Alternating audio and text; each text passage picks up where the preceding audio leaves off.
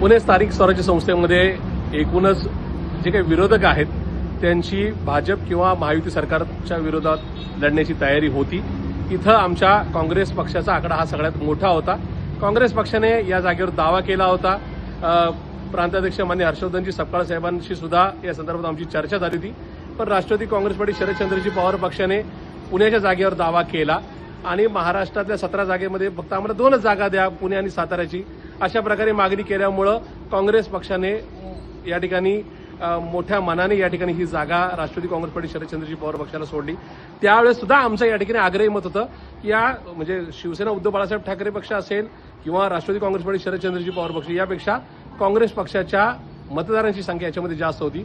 पण दुर्दैवाने या संदर्भात राष्ट्रवादी काँग्रेस पार्टी शरदचंद्रजी पवार पक्षाने याच्यामध्ये आग्रही भूमिका घेतली, तर काँग्रेस पक्षाने या ठिकाणी मोठ्या भावाच्या भूमिकेमध्ये ही जागा राष्ट्रवादी काँग्रेस पार्टी शरदचंद्रजी पवार पक्षाला सोडली।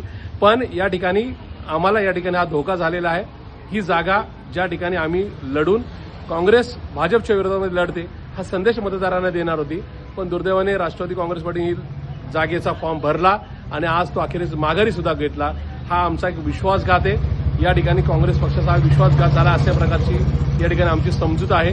इथून पुढच्या काळामध्ये काँग्रेस आपल्या स्वबळावर लढण्याचा नारा निश्चित देईल, कारण अशा प्रकारे जर भाजपला किंवा महायुतीला या ठिकाणी कुठेतरी सरेंडर होण्याची नाही का त्यांच्यासमोर सरेंडर होण्याची भूमिका असेल तर मात्र या ठिकाणी मतदारांचा विश्वासघात होऊ नये या भूमिकेतून राष्ट्रवादी काँग्रेस पार्टीच्या किंवा शिवसेनेच्या उमेदवारांच्या पेक्षा काँग्रेस पक्ष हा स्वबळावर लढण्याची भूमिका घेईल। आजचा झालेला हा विश्वासघात हा निश्चित मतदारांचा आहे, आमच्यापेक्षा मतदारांमध्ये संतप्त भावना ही जास्त आहे। म्हणून ही आता जी काय पुणे शहरात झालेली जी भूमिका आहे किंवा ज्या काय घटनाक्रम आहे हा पक्षश्रेष्ठींसमोर निश्चित मांडला जाईल।